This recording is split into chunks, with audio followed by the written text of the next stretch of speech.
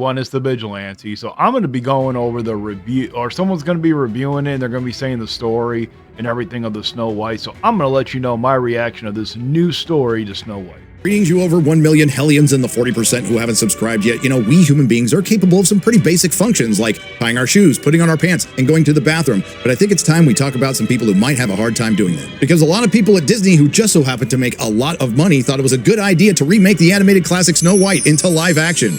We have a lot of fun diving into our expansive library spanning nearly 100 years to bring beloved tales to life in new ways for today's viewers. Oh, here we go again. While this would explain a lot that's wrong in the world today, it should still be deeply disturbing. As disturbing as these CGI dwarves that, thankfully based on box office projections, aren't going to give that many kids nightmares because parents love their children and they won't take them to see it. But for the ones that do, don't say I didn't warn you. You would think this ill-advised live-action remake of the animated Disney classic Snow White couldn't be worse than the best documented, worst PR disaster in Hollywood history. I gotta give them credit because they descended past my already lowered expectations. Gosh, that's a bad sign. What do we do? But wait a minute, the first social media reactions from people who were handpicked by Disney at an unprecedented premiere where the media wasn't allowed to ask questions said Snow White was a visual feast and Rachel Zegler was a shining supernova. We were also told that Snow White is not only one of their best live-action remakes in years, but it's also a film that recaptures the magic of the 1937 movie. This unfortunately led to the Daily Beast serving up one of their editorial interns to write this article. Sorry haters, Disney's Snow White movie is apparently good. This poor intern goes on to say Disney faced backlash after casting Rachel Zegler, a Latino actress, as Snow White, angering far-right racists who took issue with her portrayal as the fairest of them all. Maybe this was some sort of hazing ritual at the Daily Beast. Your guess is as good as mine, but that headline didn't age very well. Now, All right, so I did not actually watch this movie, nor am I going to. I was never like a huge fan of Snow White, but you know what? There's nothing wrong with doing some remakes or making them live action. Look at Hook. That was an amazing movie. A lot of the newer kids aren't going to know about that movie. But that movie with Robin Williams, that was a masterpiece. Hands down, way better than the anime or the cartoon version of Peter Pan. I love Hook. I can still watch Hook to this day. Then they did some live action Snow White movies, even though they completely changed the story. See, I don't remember none of you guys throwing a fit over them changing the story of the two live action Well, I think the very first live action Snow White actually was true to the original. And I remember as a kid, it wasn't too bad. Then you had the one with Liam Neeson. That one, oh wait, was it Liam Neeson? The guy who played Thor. You know who I'm talking about. You had that guy where he played the huntsman. I love that movie. That movie was still pretty good, even though it wasn't even close to the how the original was. They changed the story, no problem with it. So, you know, there's nothing wrong with changing the story as long as it's good. The problem is this writing, it's not good. And you know, from what some people who I know that say that this movie is not as bad as they make it out to be, they still say it's horrible, but not nearly at the level that everyone's making it out to be. We all know the reason why. It's because they did not want Rachel Zegler, who's not a white woman, which I was actually pretty shocked. I actually thought she could have. I thought she was white, to be honest. I thought she was a little darker than most white people, but apparently no. I think it said that she was Hispanic. Now, nothing says a studio has confidence in their film like lifting a review embargo 24 hours before its release, but when it did, look at all them bigots. At time of recording, it's at 46% from the very friendly corporate critics and 27% from the top critics. So after 2 years of an unmitigated public relations disaster, including but not limited to backlash against Gal Gadot, Peter Dinklage pissing off a bunch of dwarves, the now on-brand Disney massive reshoots and ballooning budgets, and of course the poster child for everything that's wrong in modern Hollywood, Rachel Zegler.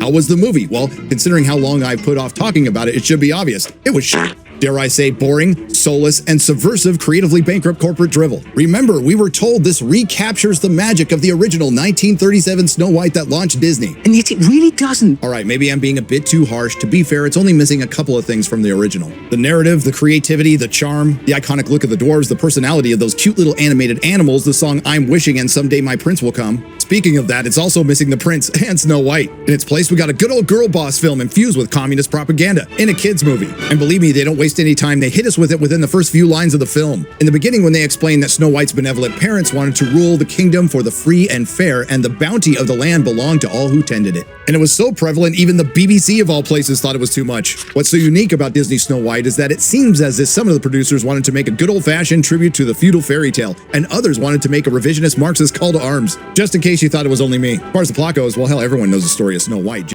See, I still don't understand why Disney decided to turn a beloved classic like Snow White into a girl boss movie. I mean, look at Furiosa. That movie, great movie, amazing movie. Wasn't even a woke girl boss movie.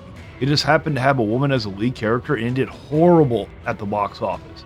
And because everybody is so sick and tired of the woke girl boss mentality. Nobody wants that really anymore. So they're not going to do good at the box office. Disney knows this, and Disney still decided to do it. Disney, come on. If you were going to do this, you should have done this 5 years ago. Jealous of Snow White's beauty, the Wicked Queen orders the murder of her innocent stepdaughter who just wants to find herself a good man, but later discovers that Snow White is still alive and hiding in a cottage with 7 friendly little miners. Disguising herself as a hag, the queen brings a poisoned apple to Snow White, who falls into a death-like sleep that can only be broken by a kiss from the prince. Except that is in this movie. You said you were bringing a modern edge to it on stage. What do you mean by that? I just mean that it's no longer 1937, and we absolutely wrote a Snow White that is not going to be saved by the prince. She's not going to be saved by the prince, and she's not going to be dreaming about true love. She's dreaming about becoming the leader she knows she can be. For some reason, Gal Gadot is jealous of Rachel Zegler's beauty. The Wicked Queen orders the murder of her not-so-innocent stepdaughter, whose only wish is to be a girl boss, but later discovers that Snow White is still alive and hiding in a cottage bossing around 7 nightmarish demons, one who looks like the hate child of Alfred E. Newman and John Campea, and some smelly hippies from Hate Street. I love that description. It's perfect. Disguising herself as a hag, the queen brings a poison apple, who's everyone's favorite character in this movie, to Snow White, who falls into a death-like sleep, and if it ended there, that would be great. Unfortunately, it doesn't. That death-like sleep can be broken by a former actor she wants to hook up with, not a prince, who later helps her form a resistance to take back the communist utopia she was always destined to lead. You know, I really hope we get a redistribution of wealth Happy Meal out of this movie with a toy hammer and sickle, and maybe they can print the Communist Manifesto on my cheeseburger wrapper. In all seriousness, one of my favorite things in the world is when a multinational, multi-billion-dollar corporation that thanks concentration camps in China lectures us about the evils of capitalism. And yes, they got rid of the I'm Wishing and Someday My Prince Will Come song, and I didn't think about the title of that until now. Well, there ain't no prince. All right, he condensed the version of this story into a really short thing. You know, there's another YouTuber who actually did a more in-depth video about the actual story. I'll react to hers, and we can compare it from the old one to the new one. But yeah, this movie, all they pretty much wanted to do, like you could tell, it was to bash capitalism. It was to bash anything that like right-wing people actually stand for. I don't want to get political, but you can tell that Disney made this movie so political. They turn it into that girl boss woke mentality type of movie, and nobody wants it. It is horrible. And from what everyone keeps telling me, the best part of this movie, surprisingly, is Rachel Zegler, but at the same time, it's the worst part about the movie because she is just so unlikable because she had to open up her damn mouth. It's a good thing, I think, because I think Disney actually went out and said that they will never bring her back for another movie ever again. Coming in this one. Also, they can replace it with some feminist song about wanting to lead. So will she rise or bow her head? Will she lead or just be led?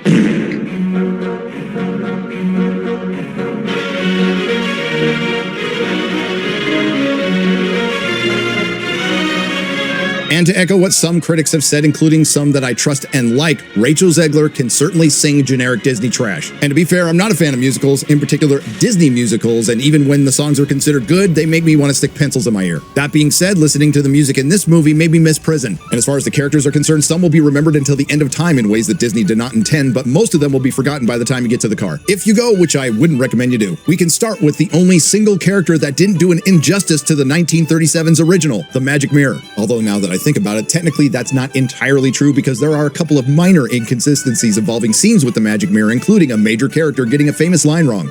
Magic mirror on the wall, who is the fairest one of all? Magic mirror on the wall. Who is the fairest of them all?